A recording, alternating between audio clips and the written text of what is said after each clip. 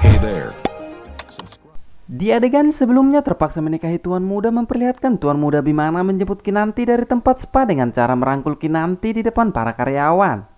Lalu mereka pun pergi menghadiri undangan rekan kerja tuan muda Bimana di kantor.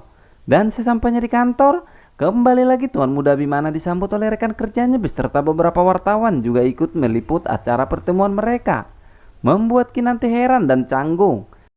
Tanpa sepengetahuan tuan muda Bimana, ternyata rekan bisnisnya yang baru datang dari Jepang itu menyediakan hadiah spesial untuk istri tuan muda Bimana, yaitu sebuah liontin yang indah dan mewah. Lalu tuan muda Bimana pun dengan senang hati membantu memasangkan ke leher Kinanti di hadapan sang rekan bisnis dan di hadapan beberapa wartawan.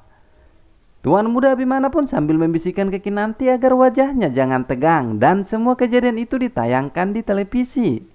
Dan di tempat lain, Sarah bertemu dengan teman-teman sosialitanya untuk mengikuti arisan perhiasan. Tetapi Sarah tidak mempunyai uang, lalu Sarah berpura-pura menjadi orang yang kaya agar Sarah tidak terlihat miskin dan disepelekan teman-temannya. Lalu mereka pun melihat siaran televisi yang menayangkan acara makan tuan muda Bimana bersama Kinanti, membuat teman Sarah mengatakan Kinanti sangat beruntung menikah dengan tuan muda Bimana. Dan mendengar itu Sarah sedikit kesal, tetapi Sarah malah memanfaatkan keadaan itu.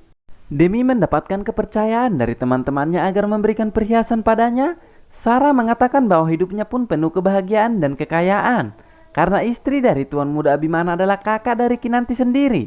Membuat teman-temannya tidak percaya, lalu Sarah pun menunjukkan bukti foto berdua Sarah dan Kinanti, membuat teman-temannya percaya. Dan setelah percaya bahwa Sarah bagian dari keluarga tuan muda Bimana, teman-temannya pun mempercayakan perhiasan mereka kepada Sarah. Di adegan selanjutnya saat tuan muda Bimana dan Kinanti hendak beristirahat, melihat Kinanti tidur di lantai, tuan muda Bimana kasihan lalu memberikan sebuah selimut dan bantal, membuat Kinanti bahagia atas perlakuan tuan muda Bimana padanya. Lalu tuan muda Bimana pun menyuruh Kinanti tidur. Alih-alih tidur, Kinanti malah bermain HP melihat foto ayah dan ibunya dahulu. Melihat itu tuan muda curiga lalu meminta HP Kinanti dan melihat bahwa Kinanti masih memikirkan kejadian yang mengakibatkan ibunya meninggal. Lalu tuan muda Bimana pun menyuruh Kinanti membuatkan kopi untuknya ke dapur.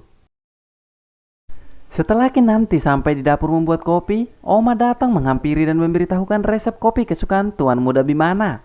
Dan semua itu disaksikan oleh Anita, kakak tuan muda Bimana yang tidak suka pada Kinanti, lalu merencanakan sesuatu pada Kinanti.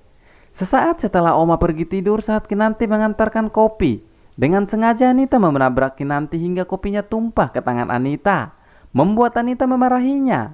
Di adegan lain terlihat Keisha, suruhan tuan muda Bimana, mendatangi rumah Pak Herman secara langsung dan membawa makanan. Dan sesampainya di sana Keisha disambut oleh Marisa, istri Pak Herman, lalu menyuruh Keisha masuk, dan kali ini Pak Herman tidak bisa kabur lagi.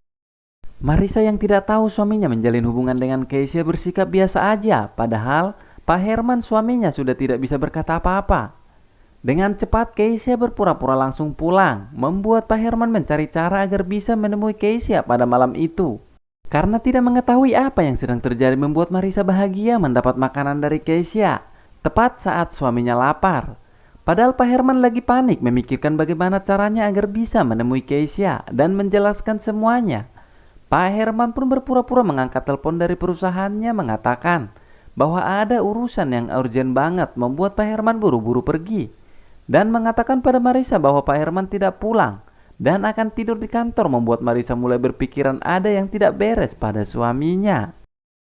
Dan di adegan ini terlihat Kinanti lagi berada di meja makan dan mendapat pesan dari anak Ibu Sri mengatakan bahwa mendapat bukti rekaman CCTV tetangganya yang memperlihatkan sebelum kematian Bu Sri ada sosok mencurigakan di CCTV.